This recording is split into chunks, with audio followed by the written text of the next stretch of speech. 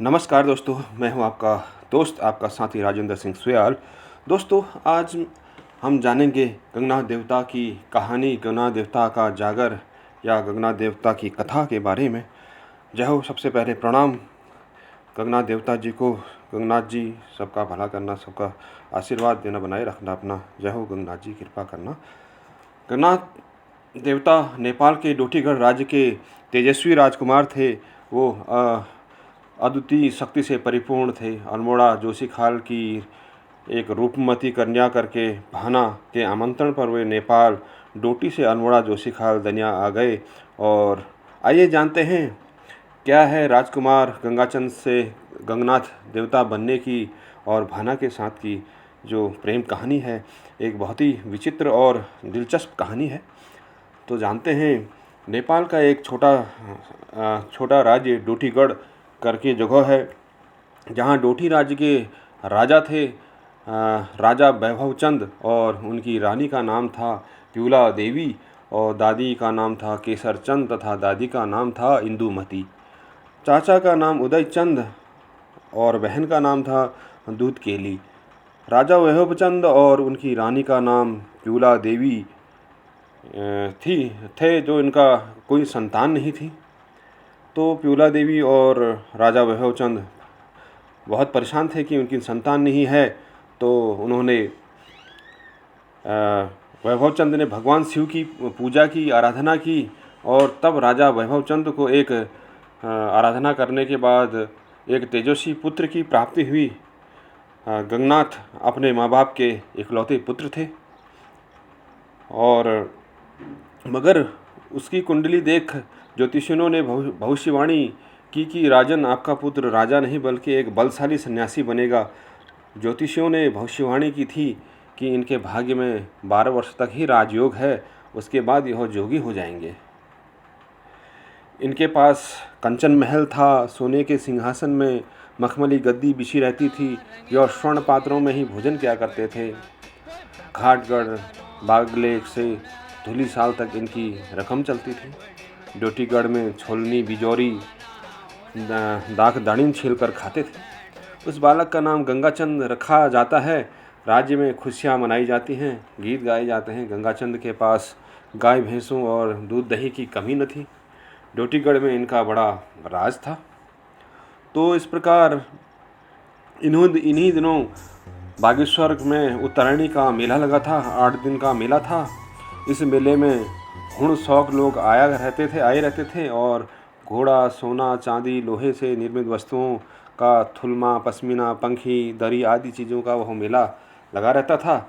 उस समय गंगाचंद 12वां साल चल रहा था। तो वे अपनी दरी दीवान सौद मसौद को साथ लेकर 12 वर्ष की उम्र में बागनाथ के मेले में आए।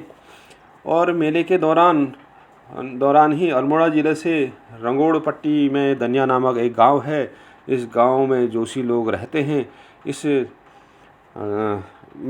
दुनिया में कृष्णानंद कृष्णू जोशी की भानुमती भाना नाम की एक रूपवती पत्नी थी, कहा जाता है। और दनिया के पास ही लधौड़ी गाड़ मकोली में कृष्णू जोशी का झपरू नाम का लोहार रहता था। कृष्णू की अल्मोड़ा हाट में दीवानचारी थी। भाना के साथ रुकम रसियारी और खाना पकाने के लिए होती थी उस समय, और कुसुम घसियारी और नाथ बिनियाल और झपरू द्वार तथा अन्य नौकर चाकर रहते थे। इस माटक में भाना जोशैनी का मायका था। भवानी दत्त पंत उसके पिता थे। इस माटक बागेश्वर के नज़दीक पड़ता है। भाना अपने संगी साथियों के साथ बागेश्वर का मेला देखने के लिए अपने मायके गई हुई थी। वह वहीं से मेले में गई। गंगनाथ जी भी अपने नौकर चाकरों के साथ इस मेले में आए हुए थे। तो संयोग से दोनों का डेरा आसपास ही था। गंगनाथ हष्ट पुष्ट और देखने में अति सुंदर थे। तो भाना ने जब पहली बार उन्हें देखा तो वह उसके रूप पर मोहित हो गई। उसने अपने लोहार से कहा, तुम जाकर पता करो यह लड़का कहाँ से आया है और किसका बेटा है। झपरू लोहार गंगनाथ के पास गया और कुछ उनके बारे में जानकारी हासिल की, और आकर भाना को सब कुछ बताया कि एक दिन दोनों की आंखें एक दूसरे से मिल गई और वे देर तक एक दूसरे को टकटकी लगाए निहारते रहे। 8वें दिन जब मेला समाप्त हुआ तो भाना गंगनाथ से बोली, हे गंगाचंद, उनका नाम वैसे एक्चुअल नाम गंगाचंद था, इस मेले में तुम जैसे सुंदर राजकुमार को देखकर मैं धन्य हो गई, तुम जैसे सुंदर राजकुमार को देखकर मैं धन्य हो गई, और अब तुम अपने राज्य को जाओगे और मैं अपने मायके होते हुए अपने ससुराल धन्या को जाऊंगी। पर मेरी एक विनती सुन लो, जब तुम्हें 13वां साल लगेगा तो तुम मुझे याद करना, मेरा नाम भाना है। यह मेरे झबरू ल्वार और रुकुम रसियारी और कुसुम घसियारी हैं। जब कभी तुम्हारा मेरे ससुराल के देश आना होगा तो तुम इनके नामों को मत भूलना। रात में अपने सपनों और दिन में मन की उदासी का ख्याल करना। इतना कहकर वह चुप हो गई और दोनों अपने अपने घर को लौट गई। लेकिन भाना की बात गंगाचंद के मन में बार बार उद्वेलित करने लगी कि अब क्या करूं। और गंगाचंद जब 12 वर्ष पूरे हुए तो वह रात को सपनों में भाना को ही देखता था और दिन भर उसी के ध्यान में डूबा रहता। दिन को मुरली बजाते हुए भी भाना भाना ही कहता रहता। रात को गंगनाथ जब भाना को सपने में देखा तो भाना सपने में उससे कहती थी, गंगाचंद, तुम तो अपनी राजधानी में ऐश और आराम से रह रहे हो, लेकिन मैं जब से बागेश्वर के मेले से लौटी हूँ, मेरी रातों की नींद और दिन की भूख गायब हो गई है।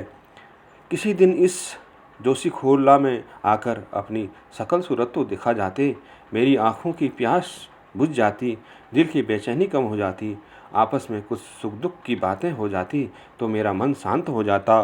मैं तुमको एक उपाय बताती हूँ, तुम वैराग्य ले लो। नौड़ी गाथ, मक्खन जैसा शरीर, भपूत रमालू, केदारी कंगन, बिलौरी दर्शन, खरवा की झोली, तिमुरी स्वट, भसमंडी चिमटा ले लो, रतन कंबली, पश्याली रमट ले लो, बनवासी बांसुरी ले लो, रंग ढली मुरली पकड़कर, सर मुडवाकर, कान फाड़कर घर घर माई बाप का अलख आदेश पुकारते हुए जोगी बनकर यहाँ आ जाओ, तभी तुम्हारी और मेरी मुलाकात होगी। धीरे धीरे बालक गंगाचंद बड़ा होता जाता है और उसके तेज और अद्वितीय क्रियाकलापों से सिद्ध हो जाता है कि वह एक तेजस्वी बालक है। गंगाचंद की कहानी भी एक इस तरह है, गौतम बुद्ध की तरह है।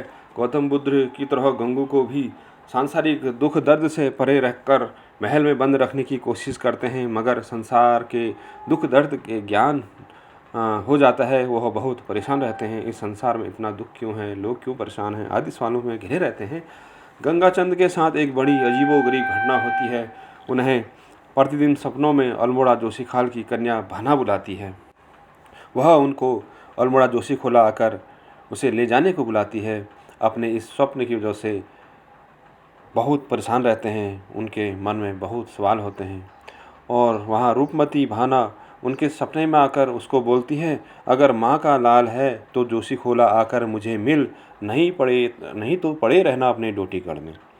तो इस तरह उनको वो पुकारती हैं एक अपनी भाषा में, पहाड़ी भाषा में से, जूने मैक को चल होले जोशीखोला आले, मरी में चल होले डोटी पड़ रहोले।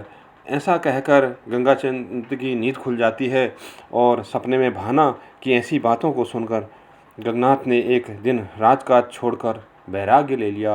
कुछ दिन तल्ली मल्ली डोटी में अलग आदेश देकर घुमा फिरा। माँ बाप ने गंगनाथ को बहुत समझाया कि तुम हमारी चौथी अवस्था की इकलौती संतान हो, वृद्धावस्था में हमारा भरण पोषण कौन करेगा, कौन इस राज्य को संभालेगा। परंतु कहाँ मानते थे गंगनाथ जी, उनकी जैसी होनी ऐसी हार कहते हैं। तो किसी न किसी की बात ना मानी और हे माँ, तुमने मेरे लिए न जाने कितने ही कष्ट सहे होंगे, कितना त्याग किया। माघ के मकर पूस के इतवार, शनि मंगल आदि के व्रत रखे, अनेक देवी देवताओं के मंदिरों में मन्नतें मांगी, मुझे अपने गर्भ में 9 मास तक पाला। मैं सब जानता हूँ माँ, मैं वंशक राक्षी, लेकिन कर्मनक जोग निकल गई।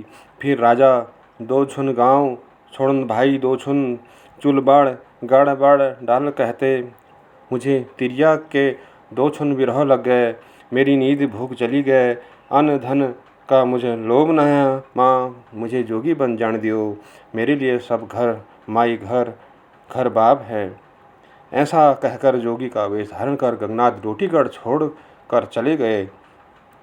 गंगनाथ का एक रात को सब छोड़ छाड़ कर राज्य से चले जाते हैं। गंगाचंद ने डोटी राज्य का राजकाज छोड़ दिया। उसकी माँ फ्यूला रानी और पिता वैभवचंद बहुत दुखी होते हैं। गंगाचंद अपना राज्य छोड़कर अपने सवालों का जवाब पाने बहुत भटकते हैं और जाते ही जाते वे काली नदी के पास पहुंच जाते हैं। काली नदी के पास गंगाचंद पर काली नदी का मसान हमला कर देता है। गंगाचंद मसान का सामना नहीं कर पाते हैं और दुखी होकर भूमिया को याद करते हैं। इतने में वहाँ भगवान गौरिया गोलू देवता आते हैं और गंगाचंद को दिव्य शक्ति प्रदान करते हैं। उस दिव्य शक्ति के सहारे गंगाचंद मसान को परास्त कर देते हैं और भगवान गौरिया के चरण पकड़ लेते हैं। उन्हें अपनी मन की व्यथा सुनाते हैं। भगवान गौरिया गंगाचंद की मन की व्यथा सुनकर गंगाचंद को गुरु गोरखनाथ के चरणों में जाने को कहते हैं। गोलू देवता को अपना पीठी आधार भाई बनाकर वो गुरु गोरखनाथ की खोज में निकल जाते हैं। डोटीगढ़ छोड़कर उन्होंने शारदा काली नदी पार की और कुछ दिन सोनी सोरहाट पिथौरागढ़ में रहे। उसके उपरांत काली कुमाऊँ होते हुए हरिद्वार चले गए। वर्तमान में हरिद्वार के जंगलों में उन्हें गुरु गोरखनाथ जी के दर्शन होते हैं। हरिद्वार में उसने हर की पैड़ी में प्रार्थना की, ब्रह्मकुंड में नहाया और वहाँ से गुरु गोरखनाथ में मठ में चले गए। उन दिनों हरिद्वार में कुंभ का मेला लगा हुआ था। 12 पंथों के जोगी, 16 पंथों के सन्यासी वहाँ आए हुए थे। सब ने गुरु के आंगन में आसन लगा रखा था। गंगाचंद भी वहाँ गया और उसने गुरु गोरखनाथ से कहा, गुरु मेरा सिर मुड़ा दो, कान फाड़ दो और मुझे जोग दे दो। गुरु ने उस सुंदर राजकुमार से संन्यास लेने का कारण पूछा तो उसने कहा उसे किसी बात का कोई दुख नहीं है और संसार से वैराग्य होने के कारण ही जोग ले रहा है। गुरु के समझाने बुझाने पर भी जब गंगनाथ ने एक न मानी तो उन्होंने उनके कान फाड़कर मुंड मुड़ाकर जोगी की शिक्षा दे दी। पहले गुरु गोरक्षनाथ गंगाचंद को अपना शिष्य बनाने से इनकार कर देते हैं, लेकिन बाद में बालक की जिद के आगे हार जाते हैं। गंगाचंद को अपना शिष्य बनाने को तैयार हो जाते हैं। गंगाचंद की शिक्षा दीक्षा कर गंगाचंद को बौखसाड़ी विद्या, तंत्र मंत्र, ज्योतिषी विद्या सिखाकर उसे गंगाचंद से गंगनाथ बना देते हैं। गंगनाथ अपने गुरु को भी अपने मन की व्यथा बताते हैं। बोलते हैं, हे गुरु मेरा बड़ सुझाओ, अर्थात मुझे मेरा मार्ग दिखाओ।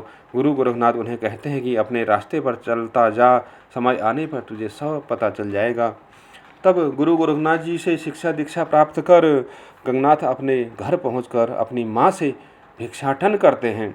फिर वापस वो डोटीगढ़ जाते हैं, अपने माँ से भिक्षा मांगते हैं और उन्हें उनके माता पिता अपने राज्य में वापस आने के लिए बहुत समझाते हैं, लेकिन गंगनाथ नहीं मानते हैं। वो कहते हैं मुझे अपना मार्ग मिल गया है, मुझे मत रोको। अब कुछ दिन तल्ला डोटी में भिक्षाटन करके वो काली नदी पार कर के वर्तमान चंपावत जिले में आते हैं और अब गंगनाथ अपनी तिमिर लठ, झोला, चिमटी और अपनी मनमोहनी जोया मुरली लेकर देवी धुरा माँ बाराही के मंदिर में आ गए।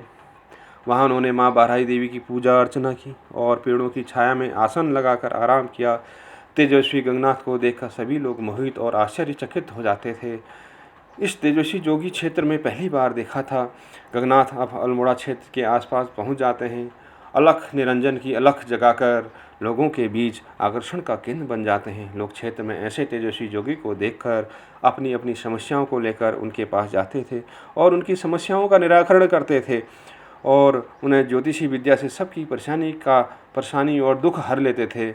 अपनी बुकसाड़ी विद्या से दुष्टों को दंड देते थे। पीठी आधार भाई गौरिया की दी दिव्य शक्ति से बड़े बड़े बेताल, शैतान और मशान को परास्त करते थे और सभी को सुख शांति जीवन प्रदान करते थे। लोग उनका गुणगान गाते नहीं थकते थे। तो इस तरह गंगनाथ जी वहाँ प्रसिद्ध हो गए, किंतु बाबा गंगनाथ को कहीं भी सुकून नहीं मिलता। उन्हें रोज़ सपने में एक औरत आकर बुलाती है और उनको बोली मारती है, मतलब ताने मारती है। कहती है भगवान गंगनाथ जी की बोली नहीं पसंद, मतलब उनको ताने बिल्कुल भी पसंद नहीं थे। इन्हें स्वप्न के कारण गंगनाथ एक स्थान पर धुनी नहीं रमा पा रहे थे और परेशान होकर अपनी जोया मुरी अलगोजा बजाते रहते, गांव-गांव घूमते रहते थे। घूमते घूमते लोगों का कल्याण करते हुए गंगनाथ पहुंच गए जोशी खोला। वहाँ की महिला को बताते हैं कि वो नेपाल डोटी राज्य के राजकुमार गंगाचंद हैं, क्योंकि उस समय उनका बदला हुआ नाम गंगनाथ। तो जब उन्होंने भिक्षाटन करा और शिक्षा ली, उसके बाद गंगनाथ बने। तो जोशी खोला की रूपसी भाना के स्वप्न आमंत्रण पर उसको ढूंढने के लिए दर दर भटक रहा हूँ, ये कहकर उन महिलाओं को बताते हैं। तब महिलाएं बोलती हैं कि रूपसी भाना आपके इंतज़ार में पलकें बिछाई बैठी हैं, वो रोज़ आपका रास्ता देखती हैं और बोलती है मेरे गंगू आएंगे मुझे मिलने एक दिन। यह सुन गंगनाथ भाव विभोर हो जाते हैं और उनसे बोलते हैं, क्या आप मुझे भाना के गांव का रास्ता बता दोगे? फिर वे स्त्रियां उन्हें अपने साथ लेकर जाती हैं भाना के गांव।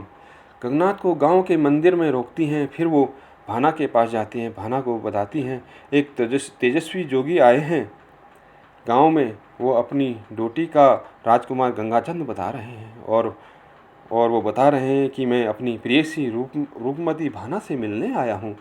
रूपमती भाना के बारे में कहा जाता है कि वो अल्मोड़ा जोशी खोला राजा के दीवान किशन जोशी की बहू थी।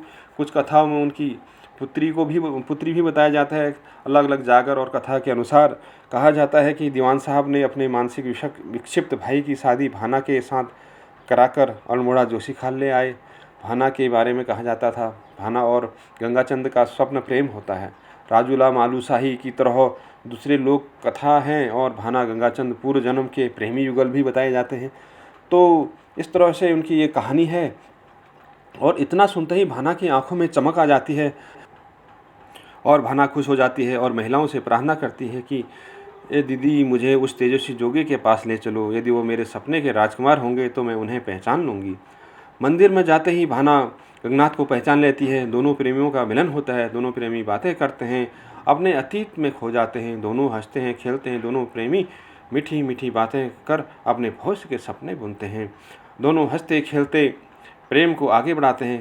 गंगनाथ दन्या जोशी खोला के पास कुटिया डालकर रहना शुरू कर देते हैं। गंगनाथ की सेवा के लिए झपुरवा लोहार को रख देती है और झपुरवा अपनी सेवा से गंगनाथ को खुश कर देता है और धीरे धीरे गंगनाथ देवता का खास बन जाता है। धीरे धीरे भाना और गंगनाथ का प्रेम परवान चढ़ता है। दोनों के रोज़ मिलन का सिलसिला शुरू हो जाता है और यह खबर सारे गांव में फैल जाती है। तो इस तरह किशन जोशी अल्मोड़ा चंद राजा का वहाँ दीवान थे, तो वह जोशी खाल रहते थे और वे पुरुष प्रधान समाज के समर्थक थे। तो इस कारण किशन जोशी को भी यह खबर पता चल जाता है और किशन जोशी दीवान बहुत कुपित होते हैं। वो अपने सेवकों से संग गंगनाथ को मारने की योजना बनाते हैं। उनको पता चलता है कि गंगनाथ के पास गुरु गोरखनाथ के दिए दिव्य वस्त्र हैं, पीठी आधार भाई गोरिया की दी हुई दिव्य शक्ति है और स्वयं गंगनाथ का जन्म महादेव के आशीर्वाद से हुआ है, इसलिए उससे आमने सामने की लड़ाई में जीतना बहुत मुश्किल है। तो उनको मारना उनके लिए आसान नहीं था। तो इस तरह वो गंगनाथ को छल कपट से मारने की योजना बनाते हैं। किशन जोशी व उनके सेवक होली के दिन अपनी योजना अनुसार एक योजना ऐसी बनाते हैं कि गंगनाथ जी को छल से भांग पिला देते हैं। अत्यधिक भांग पीने के कारण वो बेसुध हो जाते हैं। इसी समय का लाभ लेकर किशन जोशी और उनके सेवक गंगनाथ के दिव्य वस्त्र निकाल के अलग कर लेते हैं और गंगनाथ जी की हत्या कर देते हैं। उनका सेवक झपुरवा और प्रेमी भाना उनको बचाने की बहुत कोशिश करती है। झपुरवा उनको छुपा देता है लेकिन सफल नहीं हो पाते हैं। गंगनाथ जी को बचाने की कोशिश के जुर्म में गांव वाले झपुरवा लोहार को भी मार देते हैं। कहते हैं कि भाना उस समय गर्भवती थी और लेकिन गंगनाथ की ये हालत देखकर भाना बामणी कुपित हो जाती है और रोते और फिटकार कर श्राप देती है कि अंचल सूख जाए, यहाँ का विनाश हो जाए। और किशन जोशी और गांव वाले भाना को भी मार देते हैं। तीनों को मार देने के बाद 3 दिन बाद ही गांव में कोहराम मच जाता है। गोट के गाय बच्चे मरने शुरू हो जाते हैं और जोशी खोला के लोग बीमार और पागल होना शुरू हो जाते हैं। फिर बाद में वे पुछारी करने के बाद पता चलता है कि भाना गंगनाथ झपुरवा की आत्माएं ये सब कर रही हैं। फिर जागर लगाई जाती है, तीनों का अवतार होता है। जोशी खोला के लोग दंडवत बाबा गंगनाथ के चरणों में गिरकर माफ़ी मांगते हैं और तब गंगनाथ देवता आँखों में आंसू और मुस्कान के साथ लाकर कहते हैं, रे सौकार, मेरे के गलती छी, मेरे तो पूरा परिवार उजाड़ दे। मैं गंगनाथ छिरे गंगनाथ, खुशी हुनू तो फुलवारी कर दिनू, नाराज है गए तो शमशान कर दिनू रे। तो इस तरह बड़ी मुश्किल से मनौती कर उन तीनों को गांव वाले शांत करते हैं और उनके मंदिर की स्थापना की जाती है। मंदिर में बाबा गंगनाथ देवता और भाना बामणी और उनके पुत्र बाल रत्न के रूप में पूजा की जाती है और साथ में बाबा गंगनाथ के सेवक झपरवा का मंदिर बनाकर उनकी पूजा की जाती है। गंगनाथ देवता का प्रसिद्ध मंदिर और अल्मोड़ा अंचल के लोक देवता हैं और अल्मोड़ा क्षेत्र के आसपास गांवों में गंगनाथ की को बहुत सभी लोग पूजते हैं और हर घर में पूजा जाता है। और अल्मोड़ा क्षेत्र में उनके कई मंदिर हैं। अल्मोड़ा से 4 से 5 किलोमीटर की दूर ताकुला में उनका एक मंदिर है गंगनाथ जी का, जो विशेष तो वहाँ पूजा कर वहाँ से जड़ बताई जाती है गंगनाथ देवता की। और गंगनाथ देवता का लोक कल्याणकारी देवता हैं, जो कोई भी दुखिया उनके शरण में जाता है उनका कल्याण अवश्य करते हैं। तो इस तरह गंगनाथ जी सभी का भला करते हैं और यहाँ पर गंगनाथ बाबा का धाम है। तो अल्मोड़ा ज़िले में के गांव के हर गांव में बाबा गंगनाथ जी का मंदिर है और वहाँ के पूज्य देवता हैं। और दोस्तों, कथा यहाँ पर पूरी होती है और कथा के जो सोर्स हैं मेरे अलग अलग जागर और उनके द्वारा बताया, और जो उसका मूल आधार गांव में गाई जाने वाली गंगनाथ देवता का जागर है। तो इस तरह प्रेम कथा थी ये गंगनाथ जी की। ये कथा आपको मैं कैसी लगी कमेंट ज़रूर करना। अगर कोई त्रुटि हो तो उसके लिए कमेंट करना, मैसेज करना, अवगत करा सकते हो। मित्रों, आपसे निवेदन है कि इस कथा को शेयर, कमेंट और सब्सक्राइब चैनल को अवश्य करना। तो दोस्तों, चैनल सब्सक्राइब अवश्य करना और लोक संस्कृति का प्रचार प्रसार अधिक से अधिक करना। दोस्तों, वीडियो को लाइक, सब्सक्राइब, कमेंट और छोटा सा जागर की झलकी।